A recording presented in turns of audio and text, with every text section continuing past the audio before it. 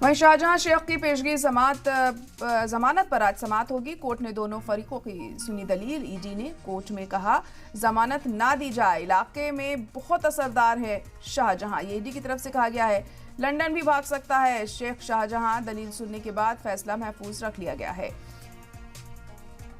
तो शेख शाहजहां की पेशगी जमानत पर समाअत हुई और कोर्ट ने दोनों फरीकों की दलीलें सुनी और इस दौरान ईडी ने कोर्ट से कहा कि जमानत ना दी जाए, इलाके में शेख शाहजहां बहुत असरदार है और ऐसे में वो लंदन भी भाग सकता है। ये ईडी की तरफ से दलील दी गई और दलील सुनने के बाद फिलहाल कोर्ट की तरफ से फैसला सुरक्षित रख लिया गया है। फैसले को महफूज रख लिया गया है। फिलहाल अभी जमानत को लेकर जो भी शेख शाहजहां के लिए जो जमानत थी उसको लेकर ये सुनवाई हुई और इस सुनवाई के दौरान कोर्ट ने दोनों फरीकों की सुनवाई सुनी, लेकिन अभी इस फैसले को महफूज रखा गया है, टाला गया है। ईडी ने कोर्ट में कहा है कि जमानत ना दी जाए शाहजहां शेख को। इलाके में बहुत असरदार है शाहजहां और लंदन भी भाग सकता है अगर उसे जमानत दी गई तो। ये तमाम ऐसी बातें हैं जो ईडी की तरफ से कोर्ट में कही गई हैं और कोर्ट ने फिलहाल अपने फैसले को महफूज रख लिया है और जब कोर्ट का फैसला सामने आता है तो देखना होगा कि क्या शेख शाहजहां को किसी तरह की कोई राहत मिलती है, क्या उन्हें जमानत दी जाती है या फिर ईडी की बात यहाँ पर मानी जाती है। लगातार संदेशखाली में हालात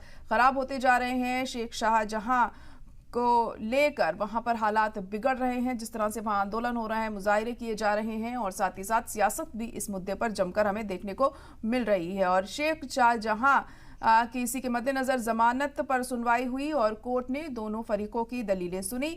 दलीलें सुनने के बाद कोर्ट ने फिलहाल फैसले को महफूज रख लिया है। ईडी ने कोर्ट में कहा है कि जमानत ना दी जाए शेख शाहजहां को।